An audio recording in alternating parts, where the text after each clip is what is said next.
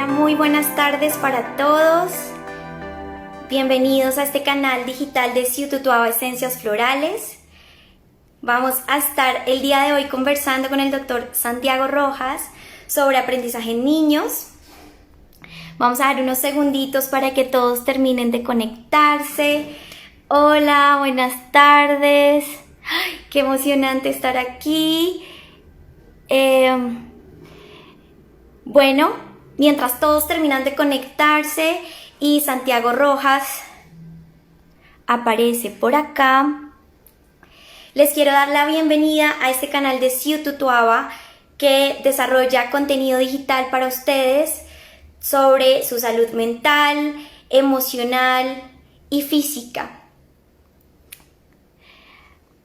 Aquí ya llegó el doctor Santiago Rojas. Buenas tardes para todos. Mi nombre es Stephanie Mora.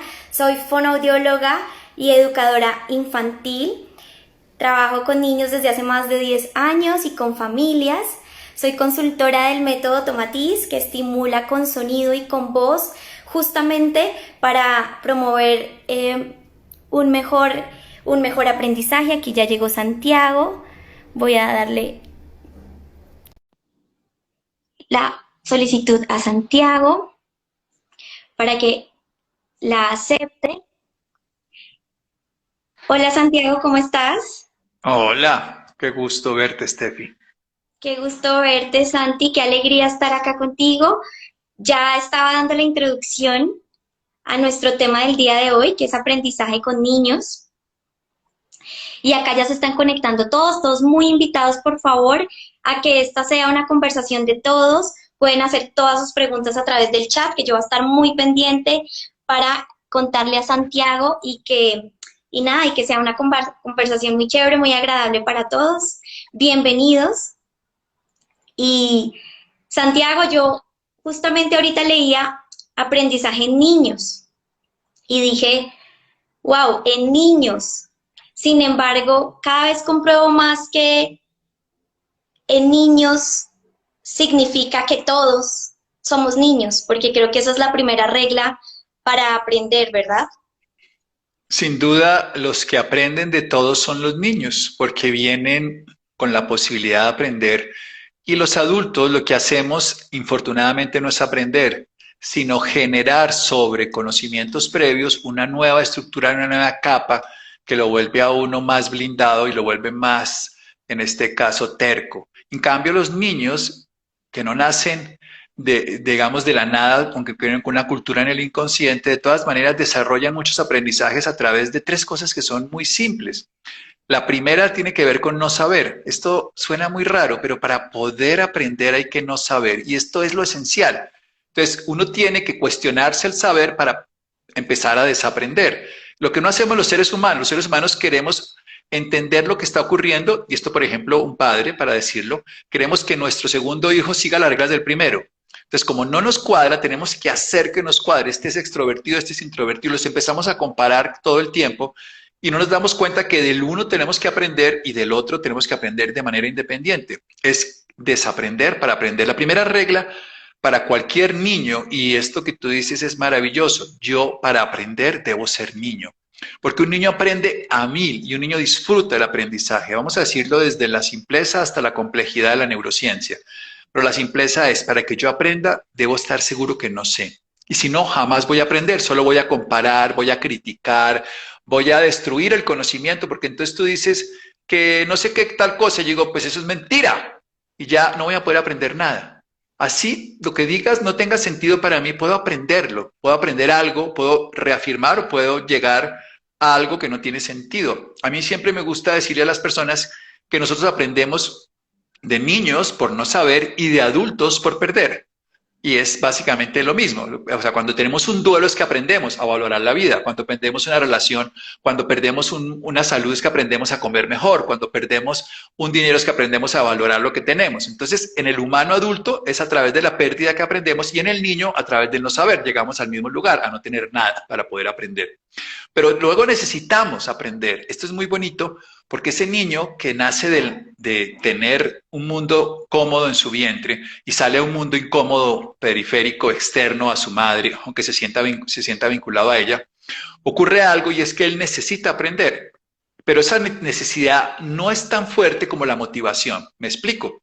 Un niño necesita aprender a hablar, pero se motiva para poder, porque mientras todos se lo atiendan a media lengua, pues él se queda a media lengua. Él necesita aprender a hablar, pero no se motiva. ¿Por qué? Porque yo hago y aquí me lo traen y me lo entienden y vuelven y me hacen. Entonces, Como cuando aprendemos un segundo idioma, Santi, que vamos a un país extranjero y lo que nos motiva a aprenderlo y a interiorizarlo es esa necesidad de comunicarnos con el medio, ¿verdad? es esa necesidad que tiene que llevar a la motivación. Si no hay motivación, es primero no saber o perder, que es lo mismo, llegar a la nada. Ahí es cuando aprendemos. Si no somos capaces de soltar la relación anterior, no aprendemos de las relaciones. Si no somos capaces de soltar esa creencia sobre Dios, la vida, la muerte, el dinero, no podemos aprender. Tenemos que soltar, o sea, desaprender, soltar o no saber, cualquiera de esas formas. Luego necesitamos motivarnos o tener la necesidad que nos lleva a motivarnos, porque a veces la necesidad tiene cara de perro, se dice popularmente, bienvenida.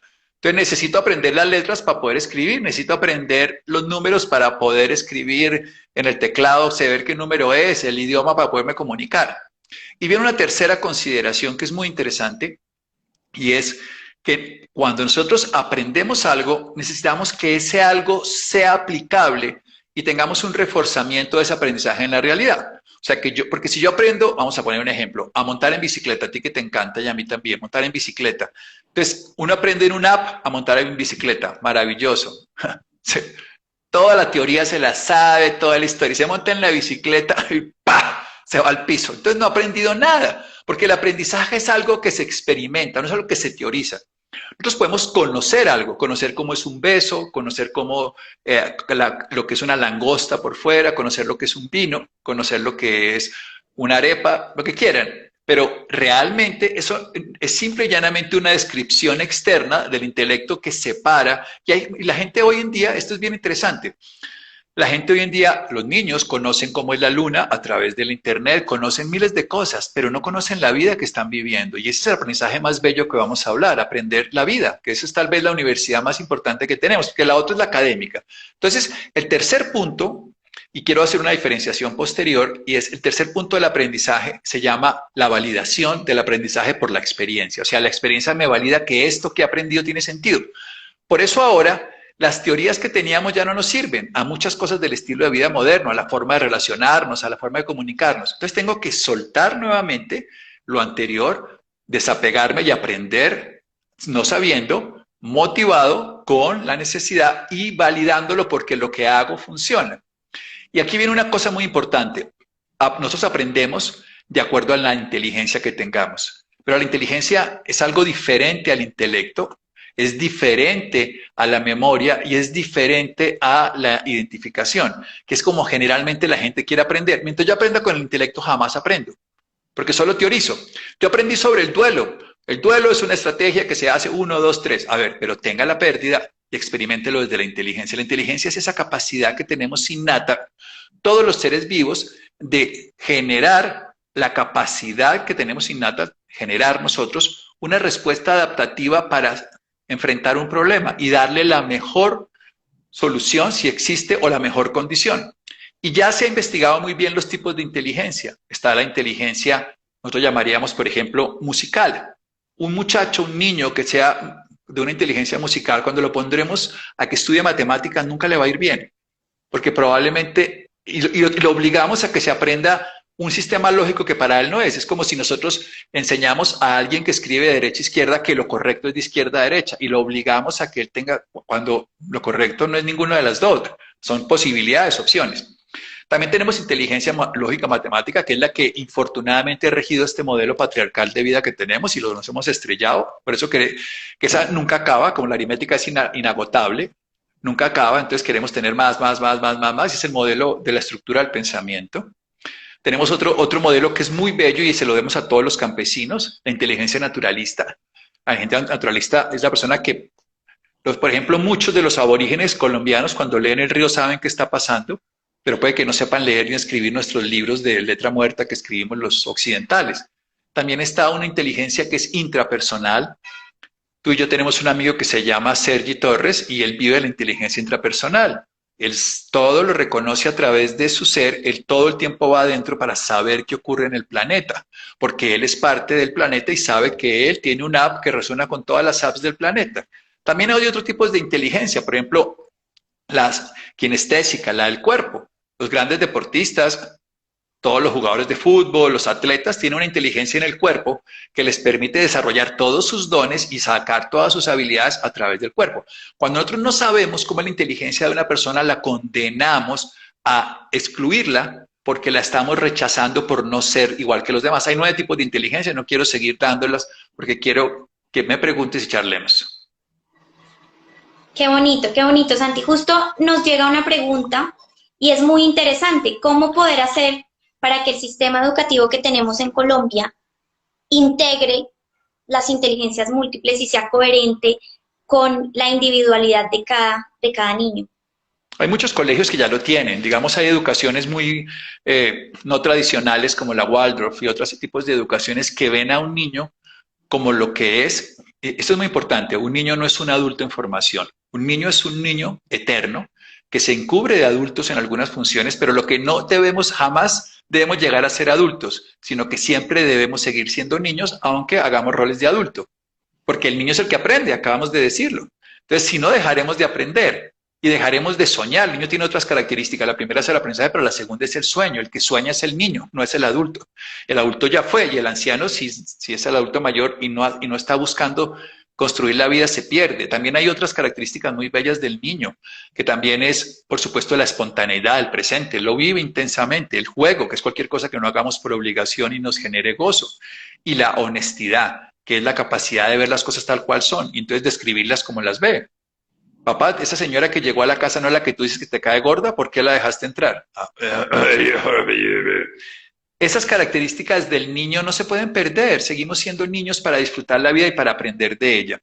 Entonces, ¿qué tenemos que hacer? Pues incrementar la atención a grupos que ya lo hacen para que se vuelvan un modelo que demuestre que además funciona de manera diferente. Ahora con el COVID sí que hemos visto cómo todos los sistemas están en conflicto, todas las creencias ideológicas, religiosas, las teorías de la conspiración, las teorías oficiales, todas conflictúan porque quieren tener la razón. Y para aprender, lo más importante, si a mí siempre que me dicen, bueno, ¿qué es lo más importante cuando usted quiere aprender? No querer tener la razón, sino que yo lo digo de 2 maneras desde la neurociencia, que sea útil para ese momento y que me genere paz. Si ese aprendizaje me genera paz, tiene sentido, porque ese aprendizaje a mí me da un valor para seguir adelante, porque la paz no es un lugar de llegada, sino de partida. Y lo primero es no querer tener la razón, porque si quiero tener la razón, lo único que estoy haciendo es cuadrando una ideología a eso. O sea, tú eres lo que yo pienso, porque yo pienso de las mujeres esto y todas las mujeres así, y si son de pelo negro son así, y si además nacieron en este sitio son así. Entonces yo no estoy aprendiendo nada, yo quiero tener la razón y quiero que tú cases en mi modelo de idea. Y la sociedad lo está haciendo. Queremos que case nuestro tratamiento para curar las enfermedades.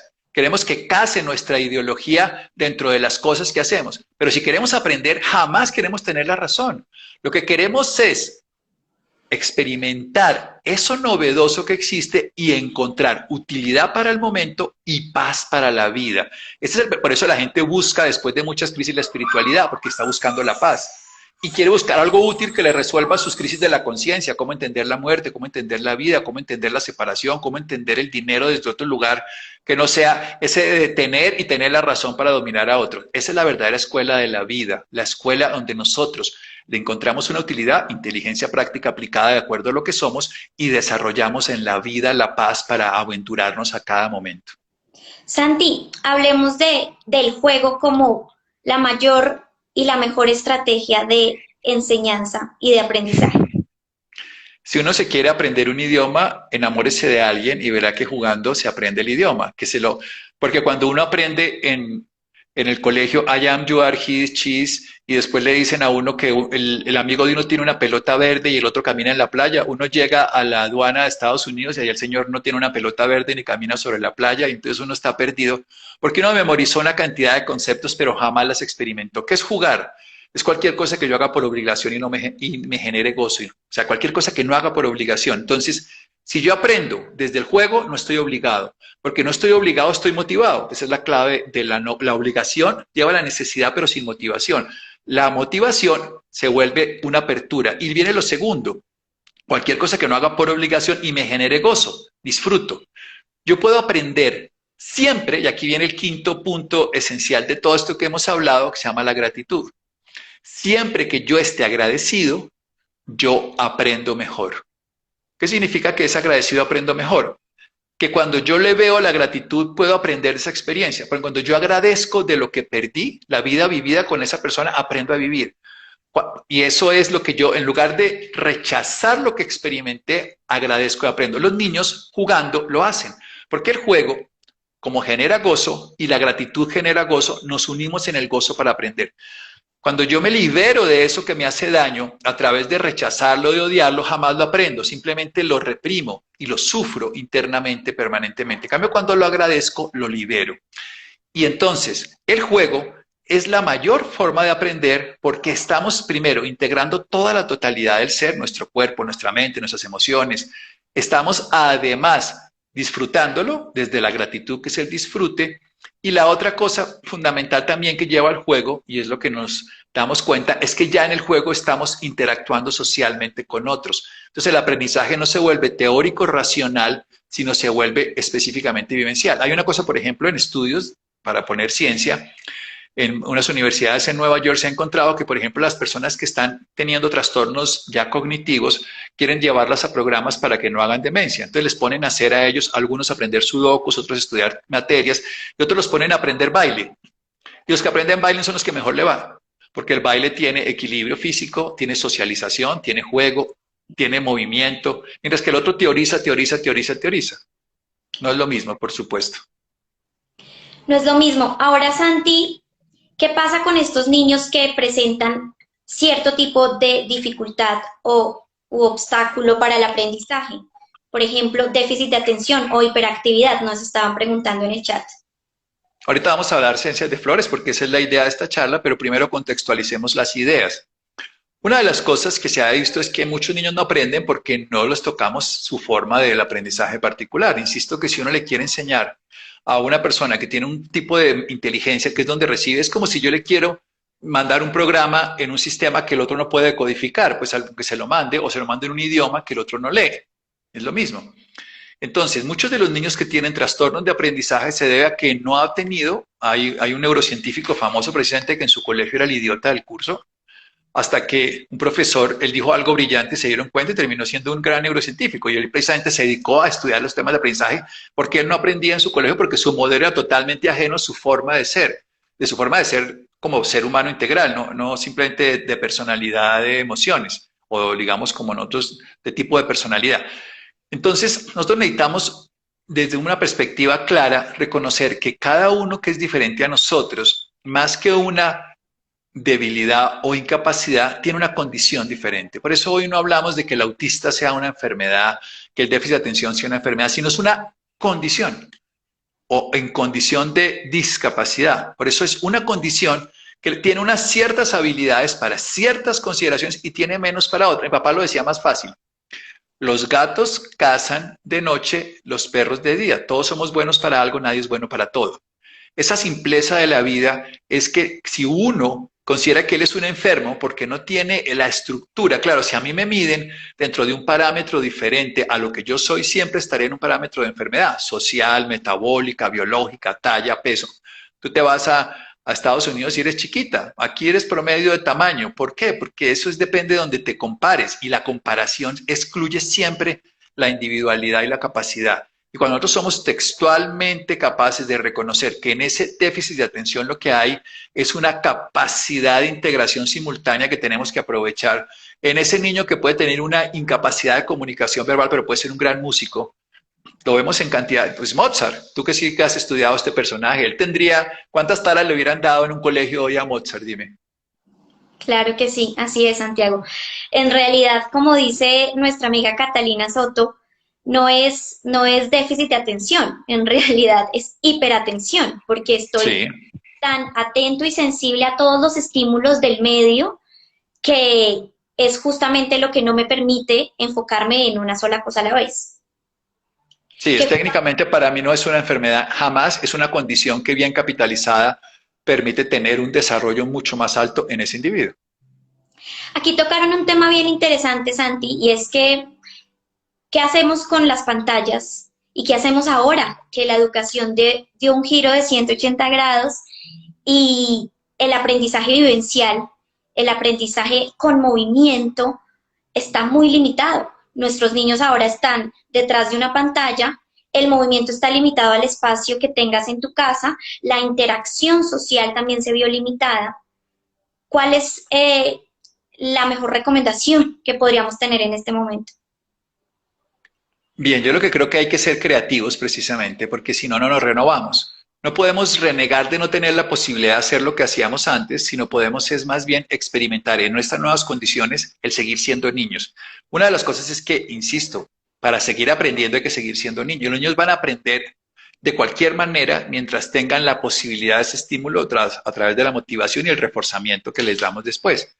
Si nosotros, independientemente que nos toque a través de las pantallas, a través del tapabocas, lo que sea, no comparamos, insisto, con el modelo anterior, sino desarrollamos un modelo a la condición. Ahora tenemos, bueno, mira, yo hablo contigo en otra casa ahora porque tengo esta tecnología. ¿Podría estar mejor contigo? No lo sé, pero es lo que estoy ahora en este momento. Siempre que yo compare con una hipótesis pasada voy a sufrir por la carencia.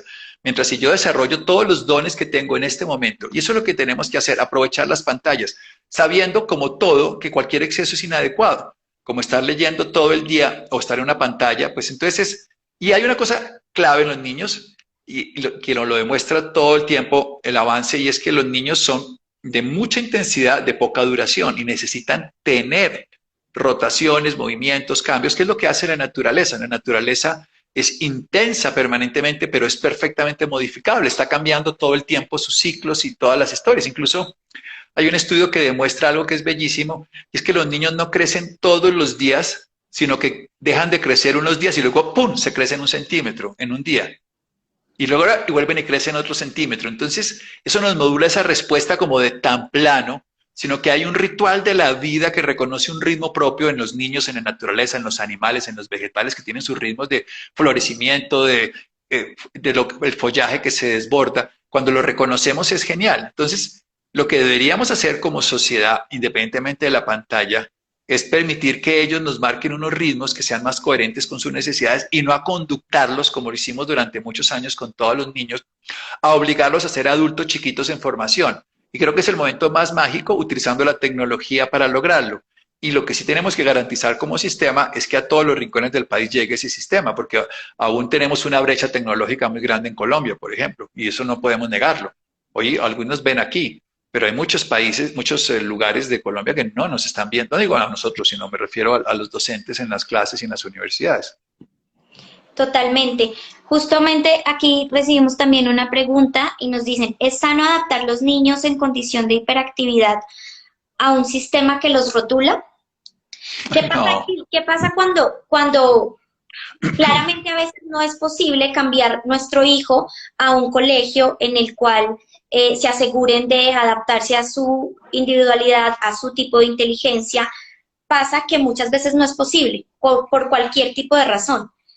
yo Eh, creo que esa va a ser una lucha que ese padre va a tener, o en el buen sentido palabra lucha, en el sentido de modular una condición. Y creo que una de las cosas que más va a cambiar, leyendo algunos artículos al respecto de las crisis de la educación moderna, es el sistema de evaluación. Porque seguimos evaluando con solamente una valoración por el conocimiento, que es un conocimiento empírico y no es una experiencia de vida. Y no vale algo que es lo que se experimenta. Y nos van a tener que dar en algunos meses, además del COVID, unas clases de la Universidad de la Vida para aprender en este momento de incapacidad. Entonces, yo no creería que los colegios vayan a cambiar en su mayoría si los padres no les ponen los retos al colegio. A ver, ustedes me están enseñando a aprender, yo quiero que ustedes también aprendan, porque si el, no, hay una cosa que es muy bella, yo puedo ser maestro porque fui alumno, jamás un maestro puede ser maestro si no ha sido alumno de lo que está enseñando. Y hay una cosa que decimos todos, nosotros queremos que la escuela sea el segundo hogar, entonces el hogar debe ser la primera escuela. Y como la escuela es el segundo hogar, y nosotros somos la primera escuela, en ese orden de importancia, la primera escuela, también le podemos educar a ese niño con una escuela nuestra de una formación que sea más afín nuestra a lo que es él. A veces podemos no desarrollar esos dones en el colegio porque el modelo social no se los da, pero eso no quiere decir que se los inhibamos nosotros en la casa, porque tendría una de las dos escuelas y uno de los dos hogares favorables y no sería solamente desfavorable en los dos. Así es, Santiago. Y bueno, como tú mismo lo dijiste hace un rato, cuéntanos cómo puede, y en especial esta esencia, Cognize Sense, apoyar todo el proceso de aprendizaje en los niños. Bien, el doctor Bach desarrolló hace varios años en Inglaterra, en el Reino Unido, Gran Bretaña, incluso era galés, un sistema que es muy suave, que es el uso de las esencias de flores, y en los niños es muy eficaz, porque tiene menos capas de precisamente estructuras, porque trabaja sobre las emociones. Después del doctor Bach aparecieron, por ejemplo, en el Cognize Sense, que es de Ian White, que es un personaje que es un botánico que vive en Australia. Y cada esencia floral o cada mezcla floral lo que hace es que favorece algo particular que nosotros necesitamos. Necesitamos, insisto, para poder favorecer la motivación para llevar al aprendizaje. Entonces, hay mezclas, vamos a hablar de Cognize Sense, de la que salga. Hay muchas opciones de llegar. Las goticas lo que hacen es que favorecen, yo lo pongo en un lenguaje simple, es que me actualizan el app que yo tengo de eso. O sea, todos tenemos la capacidad de aprender. Quitémonos esa idea de que ese niño no sabe aprender o no puede aprender, simplemente que no hemos sido suficientemente capaces. Steffi trabaja en el método Tomatis, que además es ideal en esto que estamos llamando TDAH y todas estas cosas, trastorno de déficit de atención con hiperactividad o sin ella, que insistimos que es una hiperactividad, no un trastorno de atención, sino una hiperatención. Entonces, con los sonidos y con sonidos muy sencillos y a través de filtrar la voz de la madre, a través del método del sonido de Mozart, que se filtra y además se hace una diferencia de potencial entre los oídos, se genera un recondicionamiento. Lo que estamos haciendo es repotenciando en una dirección o en otra, lo que nos ha tocado hacer a nosotros, que ahora el cuarto se volvió también la oficina, que también la cama se volvió la no sé qué. Ese recondicionamiento es lo que se hace cuando se educa. Entonces el Cognitive Sense nos favorece eso, el aprendizaje, pero no por el aprendizaje teórico de 1 más 2 más 3 más 4, sino porque reacondicionamos nuestra capacidad, capacidad instalada, como se llama en las empresas, para desarrollar los dones para la que somos nosotros. Generalmente las flores llevan no a lo que la mamá quiere, ni lo que ni siquiera quiere el paciente, sino a lo que la naturaleza ya ha pedido. Las flores lo que hacen es que nos reforman esos condicionamientos en un sentido de que desarrollamos lo que somos y no lo que aparentemente podría ser. Elena, un abrazo enorme. Te veo acá en la fotico. Elena Andriño, que es de Bilbao. Excelente, Santi. Hay una cosa que a mí me parece muy linda y lo nombraste al principio, que es la honestidad. Y creo que los niños, esos son en esencia, pero en el momento en que estamos al lado de un niño con la intención de enseñarle y con la intención de recibir de él algo a cambio, toda esa magia se pierde, Santi. Cuando yo me hago al lado de un niño y empiezo a hacerle un montón de preguntas, ¿qué color es este? ¿Cuál es esta forma? ¿Este cómo se llama? ¿Esto qué es? El niño de alguna manera percibe que eso no es verdad. ¿Por qué me preguntas cómo se llama eso? Yo en el fondo sé que tú sabes que eso es una manzana, ¿no? Entonces ahí rompes absolutamente con ese goce y ese disfrute, porque es verdad que como educadores y como padres sentimos nosotros, porque no son ellos, la necesidad de que se aprendan un montón de teorías para cumplir con ciertos estándares, ya sea de edad o de conceptos que tenemos en nuestra cabeza. Entonces, esta parte genuina, yo siempre le digo a las familias con las que trabajo, conversa con tu hijo o juega con él de la manera que lo harías con otro par o con otra persona o con un amigo. Tú a tu amigo no lo llenas de preguntas. No lo acosas, ese es el término fácil. Sí, sí, porque cuando uno acosa a alguien lo intimida y si a mí me intimidan, me defiendo y si me defiendo probablemente agredo para defenderme. En cambio, en una conversación uno le puede decir a alguien, una conversación entre amigos puede decir lo que se le dé la gana en el lenguaje popular, que además termina uno utilizando jerga, la del niño. La capacidad que tenemos los adultos de querer que los niños crezcan les impide desarrollar sus dones. O sea, nosotros queremos verlo, insisto, los niños no son adultos en formación, los niños son niños. Ellos no son el futuro, son el presente. Para que algún día lleguen a ser el futuro, llegarán desde el presente, jamás desde el futuro. O sea, viviendo lo que están viviendo. Viviendo lo que están viviendo. El factor sorpresa, Santi, en el aprendizaje es mágico y esencial. Mira que es muy distinto si yo comparo una clase en la que estoy leyendo un libro, por ejemplo, es tan distinto cuando yo tengo una cajita y de la cajita va a salir algo que ellos no tienen ni idea qué es. El factor sorpresa, ya sea incluso verbal o visual, para ellos es mucho más poderoso que empezar a mostrarles absolutamente todos. Es casi como hacer una alerta a todos tus sentidos, porque algo está a punto de ocurrir, algo está a punto de pasar, y ellos levantan las orejitas, así como un perrito cuando atiende a un sonido. Y este factor sorpresa, ¿qué es lo que produce la capacidad de asombro? Si nosotros los seres humanos, para atender algo con plenitud, necesitamos asombrarnos. El niño se asombra muchas veces y los magos saben que la gran ventaja de la magia es la sorpresa, digamos el sumum. Si uno dice, les voy a aparecer un elefante, todo el mundo está esperando el elefante y cuando aparece no es tan grande como yo creía, o no es tan verde, o no es tan no sé qué. En cambio, cuando digo, ahora miremos acá, ¡fa! Y aparece el elefante, y eso no se me va a olvidar nunca, porque eso genera un estado de permanencia. Cuando yo soy capaz de sorprenderme por algo, jamás lo olvido. La sorpresa lleva al asombro y el asombro renueva toda creencia sobre algo. Te descubrí así. Para mí ya no hay un pasado frente a esto porque ahora descubro lo que tú eres que no sabía. Y eso nos pasa permanentemente con algo que he pasado por aquí 20 veces en esta calle y nunca me he asombrado de esto que vi. Los niños lo tienen en su día a día. Ellos se asombran y por eso llevarlos a la sorpresa, llevarlos al asombro, que les va a generar de una vez una integración de todos los sentidos, no solamente de la visión, sino que uno cuando se va a sorprender está atento a todo lo que ocurre desde la audición, se le pone el pelo de piel de gallina, como se dice, el pelo erizado, se le pone a uno la saliva lista, todo, está uno atento de una manera absoluta y eso es una maravilla. Pero no podemos decir algo, y es que vamos a llevar a los niños por el camino de los adultos, porque esto sirvamos, sino el camino de los niños para que ellos sean lo que son. Insisto que hay que descubrir más bien quiénes son, o sea que lo que quiero decir es que la sorpresa tiene que ser también para nosotros, que nosotros nos sorprendamos. Juan Tamariz es un maestro de la magia que yo creo que muchos conocen, y él dice que cuando uno hace magia, si uno no se sorprende de su propio juego, jamás lo transmite como asombro. Entonces nosotros tenemos que asombrarnos cuando hacemos algo. O sea, si yo le digo, mira esto, ven, descubrimos qué hay aquí. ¿Qué puede salir de aquí? ¡Salió esto! Eso es total, y eso hace una madre con su bebé al principio. Y ese es el asombro de los dos. Eso es perfectamente diferente. Asómbrate, diviértete, gózate. Por eso le damos el chupo, cállate, y le damos las pantallas celular, embriágate de imagen. En lugar de ven, construimos los dos esto.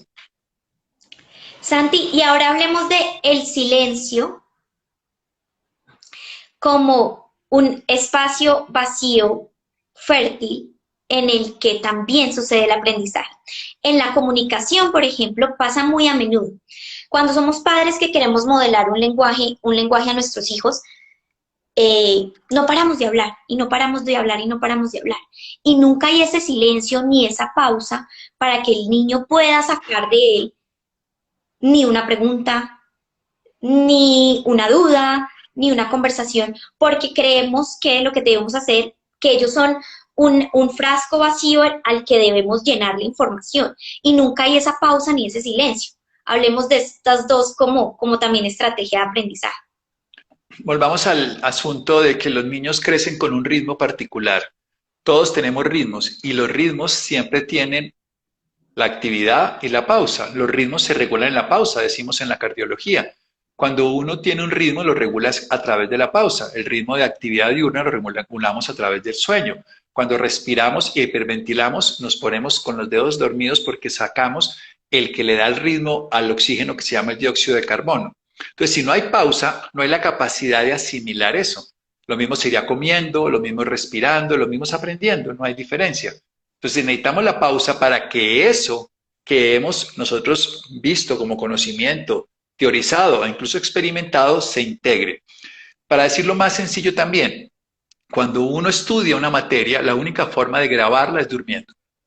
O sea, hoy sabemos que le ponen a un estudiante, le enseñan una información, al otro le enseñan la misma información y lo mandan a dormir, luego les hacen una reflexión y preguntas sobre lo que informaron, el que durmió tiene más fijada la información. Esa es la pausa. Pero en la vida es igual, tenemos que hacer pausas muchas veces frente a conocimientos desconocidos para poderlos integrar. Tenemos que permitir que eso se haga parte de mí y que de eso que aprendimos ya se vuelva una habilidad, o sea, se incorpora, como hablar. O sea, en este momento yo no pienso la palabra que te voy a decir porque ya la integré. Entonces, uno integra es en la pausa. Como uno crece es en el sueño. Como uno hace metabolismo, anabolismo, constitución de tejidos durmiendo. Y como uno aprende al final de la historia, de todo este proceso, durmiendo. Solo se aprende en la pausa. Solo se aprende en la pausa, así es. Así que, Santi, bueno, acabas de nombrar algo muy importante para que el aprendizaje se consolide, que es el sueño. Es un factor que quizá a veces podemos controlar a partir de hábitos y de una higiene del sueño. A veces hay Sí. factores internos que necesitamos manejar y tal vez buscar incluso ayuda externa para solucionar estos factores internos que no permiten un sueño profundo y un sueño reparador. Aparte del sueño, Santi, que es un tema del que tú has hablado mucho en esta cuarentena porque se ha visto afectado tanto para niños como para adultos, ¿qué otros factores externos crees que son muy importantes para facilitar el aprendizaje? El movimiento, el ejercicio. Para que la memoria se fije se requieren 5 pasos. El primer paso es atender. Si yo no atiendo, si tú me dices yo me llamo Steffi y yo no atiendo, después no te voy a reconocer como Steffi. Es un proceso de aprendizaje para poderlo como incorporar a mí, porque ya hubo algo, pero como el ser humano necesita experimentarlo, lo tiene que experimentar en el lenguaje que utiliza y en el cuerpo. Entonces lo segundo es que tengo que repetirlo. Entonces, Steffi, así lo voy a grabar. Luego voy a hacer algo que ocurre a nivel de la zona del cerebro mamífero y voy a integrar la amígdala, el hipocampo, en fin, zonas de mi cerebro y eso se llama asociación. Por eso ustedes las mujeres se acuerdan de muchas cosas de la vez que fueron a comer con el muchacho al restaurante, se acuerdan que había no sé qué, porque ustedes asocian eso afectivamente. Y yo me acuerdo más de lo que el equipo de fútbol ese día pasó tal fecha, porque lo que yo asocio lo recuerdo mejor, porque tengo algo que afectivamente me da valor. Por eso la gratitud hace que yo aprenda mejor, porque asocio a algo agradable. Lo cuarto es el movimiento. Ahí va, antes de dormir, el movimiento. Y cuando yo me muevo, si me muevo, aprendo más fácil. Es mucho más fácil, por eso jugar para aprender. Y es mucho más fácil si yo, cuando estoy estudiando, camino. Pues las personas que se paran a caminar y integran algo, hacen la pausa, que era lo que Arquímedes hablaba, y lo que uno para y reflexiona, se mueve y hace la pausa y el movimiento, eso es genial. Y lo quinto es el sueño. ¿Por qué aprendemos las canciones que bailamos y cantamos y saltamos? Porque primero, atendimos. Segundo, repetimos. Tercero, asociamos a la fiesta, a lo agradable. Cuarto, nos movimos, las bailamos. Y quinto, nos quedamos dormidos después. Y si no, se nos olvidan 40, 50. De hecho, a los adultos mayores con enfermedades demenciales, de cualquiera de sus manifestaciones, Alzheimer o lo que sea, la forma de tenerlos en recuerdo es ponerles canciones de sus épocas de los 10 a los 20 años, incluso de más pequeños. Pero esas canciones, cuando se las ponen, les mejoran la memoria y la atención. A los hombres encontraban un ancianato en España que no les servía tanto las canciones, pero les servían las narraciones de los partidos de fútbol de esa época. O sea, cuando uno obviamente tiene que ser algo que uno asocie, pero le permite movimiento y le permite sueño. O sea, el movimiento es tan importante para aprender porque son esas 5 condiciones que tenemos, que es atender, luego de atender repetir, luego de repetir asociar, luego de asociar moverme y luego de moverme dormir para fijar. Para fijar ese aprendizaje. Ok, volvamos un poco a nuestras esencias florales que pueden adquirir por supuesto, en Siututuaba, Cognis Essence. Hay dos palabras acá muy importantes en la descripción de esta esencia y es somnolencia diurna. Explícame esto, ¿a qué se refiere, Santi? Bueno, porque la mezcla lo que ayuda es a poner atención y precisamente lo que más genera somnolencia pues es el aburrimiento. Y el aburrimiento es porque no estamos atendiendo lo que está ocurriendo, estamos pues aburridos porque no hay nada que nos motive y no nos motiva, no atendemos. Entonces, al estar atentos, al permitir la integración neurosensorial, al estar dispuestos al aprendizaje, pues la somnolencia diurna se acaba. Por lo mismo que los seres humanos necesitamos algo que nos estimule para estar aquí. Si tú estás echando en este momento un discurso que para mí no es interesante, me va a dar sueño, estando aquí viéndote. Pero si estamos interactuando, mi somnolencia se va a acabar. La cognitive al tener más capacidad en este sentido, pues la somnolencia diurna va a desaparecer.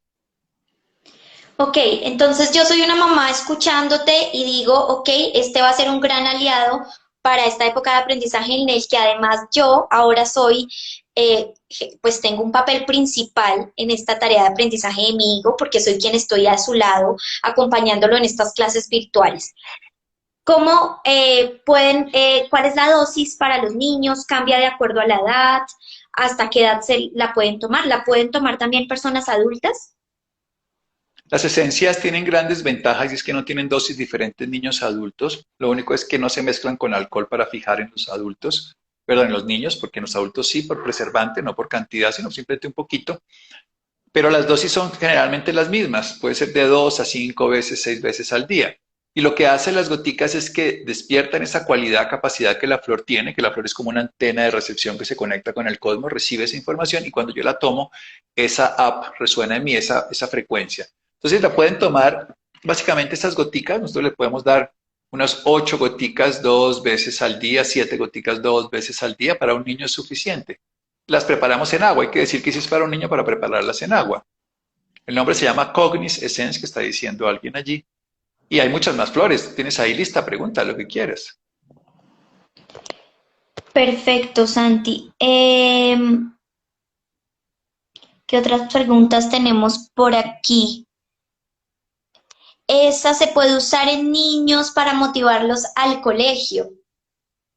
Bueno, para motivarlos a aprender, y no solamente se aprende en el colegio, esto para mí es muy importante. De todas maneras, si es un problema de miedo, hay otras goticas para el miedo, como puede ser el mímulo. Y hay una que me gusta mucho que se llama Temas de la Niñez, que incluye un aprendizaje mucho más general, por ejemplo, aprender a dejar el pañal, si se dijera de esa manera, aprender a moverse por sí mismo, porque es que para llegar a un lugar hay que aprender. Y ese aprendizaje es un proceso continuo, jamás dejamos de aprender. Si alguien dice, ah, yo voy a llegar hasta el conocimiento total, ya se ha perdido. Si nosotros nos dieran 100 años de vida solo para conocernos a nosotros mismos, jamás lo terminaríamos. Entonces el aprendizaje no acaba. Por eso hay que seguir siendo niño, que es el que está dispuesto a aprender. Y lo que hacemos aquí es ayudarle. Temas de la niñez es para desarrollar esos dones de ser niño.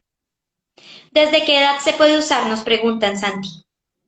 Pues si es un lactante, se darían en la madre que toma, pero yo utilizo las gotas a cualquier edad, siempre sean preparadas en agua, quiero decir, desde recién nacidos en adelante. Pues por Oh, supuesto, para estas cosas de aprendizaje serían 3, 4, 5 años, porque es la necesidad académica, pero insisto que temas de la niñez es para aprender hasta dejar el pañal, aprendizajes de todos los sentidos, temas de la niñez. así es. Santi, hay otro factor que me encanta y que tú como docente que eres lo aplicas y lo pones en práctica durante tus sesiones y tus charlas, y es el humor. El humor nos activa, el humor nos refuerza los aprendizajes, el humor hace una marca, ¿no? En aquello que estamos viendo, porque aquí nos están hablando de pereza, de falta de motivación, de cómo motivo a mi hijo. Hablemos un poco del humor. Hay una cosa esencial que, pues, el humor es una exteriorización mayor de lo que en realidad no podemos controlar. Vuelve a ser, el humor es una forma de sorpresa y es una sorpresa que además el cuerpo la experimenta con manifestaciones desde lo más simple, que es la sonrisa, hasta exteriorizaciones que son las carcajadas. Los niños tienen 200 a 400 sonrisas por día y con carcajadas, entre sonrisas y carcajadas, y los adultos mayores pueden tener 20. O sea, hemos perdido hasta la décima parte a lo largo de los años. Y entonces los niños cuando se ríen se renuevan, mejora la respiración, mejora la digestión, No hay nada más agradable que reírse. Así la gente lo vea de que falta de seriedad. Si algo que uno sabe que alguien sigue siendo niño es porque se sigue riendo. Y reírse a carcajadas es maravilloso. El humor, primero, además, es la forma más suave de decir cualquier cosa que no nos gusta. De hecho, es la forma de reírse de uno mismo y de tomárselo con humor, lo que no puede tomárselo de alguna manera diferente. Pero es un grado de inteligencia superior, dicen muchos. Los japoneses dicen que tiempo que pasamos riendo es tiempo que pasamos con los dioses, por ejemplo. Culturas valoran el humor de una manera muy importante, pero sobre todo decir que si yo tengo buen sentido del humor, voy a tomarme las cosas de una manera mucho más natural. Yo no digo menos importante, le da la importancia que se requiere. El humor hace que uno trivialice en el sentido de que ha dado demasiada importancia y ya pasó. A ver, no le ponga misterio. Pero se aprende en el humor. Se aprende en el humor porque estamos, vuelvo a lo que digo, en el estado de gratificación, el estado de gratitud, que es el agradecimiento, activamos unas zonas del cerebro que nos lo favorecen. O sea que sentir humor, o tener humor, o vivir el humor, todas esas experiencias son muy favorables porque aprendemos en un estado más fácil. Y sin duda, mejor aprender con humor que con dolor. Es verdad, Santi. Y en humor y en risa y en carcajadas, al final estamos en presente. Y si estamos en presente, tenemos todos nuestros sentidos activados, ¿verdad? Atendemos plenamente. El humor, estado de gratificación, dicen por aquí. Eso es verdad. Santi, ¿qué hacer las personas que de pronto quieran apoyar este proceso de aprendizaje con sus hijos y están fuera del país? Aquí hay una persona que nos escribe y nos dice que está en Suiza.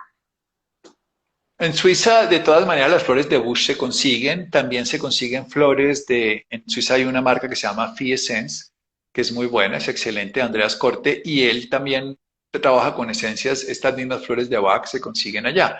Y no el Cogni Essence, pero que bueno, es de Bush, de Australia, pero se consigue, digamos, hay una fórmula que se llama fórmula de examen, que es muy conocida, que tiene mímulo, castaño blanco, y las goticas de flores de los niños, digamos, en el aprendizaje de los niños, cuando no podemos aprender, hay una flor esencial que se llama brote de castaño.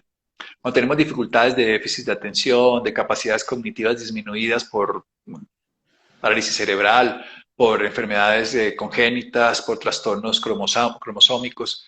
Entonces, cuando nosotros tenemos la capacidad de darnos cuenta que se puede desarrollar, hay un trabajo en Cuba muy bonito que se hizo hace varios años, de ayudar a los niños en los colegios, en planteles, a darles esencias de flores para ver su capacidad de aprendizaje y fue sorprendentemente mejor. Pero insisto, porque les permite desarrollar sus dones. Entonces, probablemente la flor más importante del aprendizaje de Bach es brote de castaño y ese chestnut bud es el nombre gringo, pues inglés, que es el nombre inglés, que fue donde se desarrolló. Y lo que nosotros hacemos con esa flor es favorecer esa capacidad de aprendizaje textualmente. Entonces, allá la consigues en Suiza con seguridad. Santi, también nos preguntan qué esencia hay para la ansiedad en los niños. Yo creo que la mayoría de los niños no tienen en el sentido de la ansiedad como nosotros la vemos, sino lo que tienen es un estado de inquietud por aprender, por hacer. A mí me gusta para los niños, darles mímulo, mimulus en las flores de Bach. Y es muy bonita, y es 4 goticas 4 veces al día. O esta mezcla que hablé de temas de la niñez que les regula toda la adaptación. Nosotros a veces los ponemos ansiosos porque los queremos que hagan cosas que no pueden hacer. A veces queremos que el niño sea genio y aprendan, y el aprender no sirve de nada si es un conocimiento. Lo que necesitamos es que experimenten. Al final todos los papás queremos que los niños sean felices y llevarlos a una cantidad de conocimiento no los hace felices, los hace felices experiencias. De hecho, las claves de la felicidad, por ejemplo, está más en gastar algo con alguien en tiempo y en inversión que en comprarse cosas. Es lo mismo en aprendizaje. Teorizar cualquier experiencia no da ningún valor. Saber uno miles de cosas. Teorizar lo que es un beso desde la neurociencia puede ser muy apasionante en la teoría, pero dar un beso es vida plena. Eso es totalmente diferente. Santi, no hemos hablado de un factor muy importante en el aprendizaje, que es la caída y el error.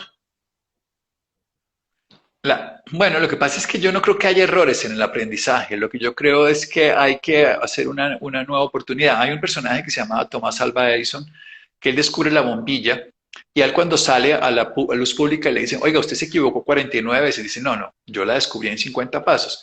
Lo que si vemos como un error es simplemente una condición que no fue la más útil para eso en ese momento. Si nosotros lo vemos el error como un fracaso, nos quedamos limitados por nuestras propias creencias. Y eso, pues obviamente, si nosotros creemos en nuestros límites de la mente, decía Richard Bach, el autor de Ilusiones, y Juan Salvador Gaviota, pues quedamos aprisionados por ellas. Entonces nosotros vamos a quedar aprisionados por esos límites de que nos equivocamos. En cambio, de decir, tengo una nueva oportunidad para aprender porque esta no funcionó. Eso fue lo que hizo Thomas Alva Edison con sus 50 ensayos. Entonces, yo creo que nosotros no es que tengamos que aprender por ensayo y error, sino que tenemos que seguir ensayando todos los días porque la vida es una nueva oportunidad en cada momento. Entonces, ensayemos en esta oportunidad y si ustedes lo ven como error, bienvenido. Si lo vemos como una nueva oportunidad, pues mejor. Eso está muy bonito, Santi. Me gusta. Aquí también nos preguntan que si en Colombia consiguen brote de castaño. Sí, en Colombia se llama brote de castaño, así se llama textualmente. Si ustedes escriben aquí arroba siuesencias, como se, aquí Siu Tutuaba se llama este, o en www, perdón, Siu, S-I-U, esencias, con S, no S-C, así se escribe, esencias, E-S-E, esencias, siuesencias.com, ahí las consiguen todas para Colombia y se mandan, yo creo que, no sé si a otros países, prefiero no decirlo, porque a algunos países sí y otros no, pero lo que sí es que en Colombia, a todos los lugares de Colombia sí les llega por correo colombiano. Nos preguntan en Estados Unidos, Santi. En Estados Unidos la casa BAC está por todos lados, en todos los Whole Foods, que es la comida integral, en unos grandes supermercados, en todos están los 38 remedios de BAC. Y ahí está el brote de castaño, chestnut bud, y está también el mímulo, que es Magnus. Perfecto. Nos preguntan también si pueden mezclar esencias. Sí, se pueden mezclar entre sí. De hecho, Cognis Esencia es una mezcla de esencias y son varias que se juntan de una manera integrada. Y acá nos dice que su niño se molesta cuando pierde. ¿Qué esencia podrían darle a este niño? Bueno, yo creo que ahí sí volvemos a lo que tú hablabas, y es como estar con él para poder ver qué es lo que lo pone en esa manera. Muy probablemente puede ser un niño intolerante, que sería Bish, Aya, o puede ser un niño más bien impaciente, que es impatience, que en los niños funciona muy bien. Impaciencia, impaciencia en castellano, impatience en inglés. Y es muy bonito en los niños porque es eso, ¿no? Ellos, y no les sale la cosita, una vez se chocan, y es precisamente porque no tienen la paciencia de darse el tiempo para lograrlo. Entonces desisten muchas veces más rápido que otros niños frente a eso, porque los niños pues tienden a intentar solucionar rápido y salir, pero algunos salen pero no se desesperan, pero el que se desespera y se pone bravo y se irrita es este.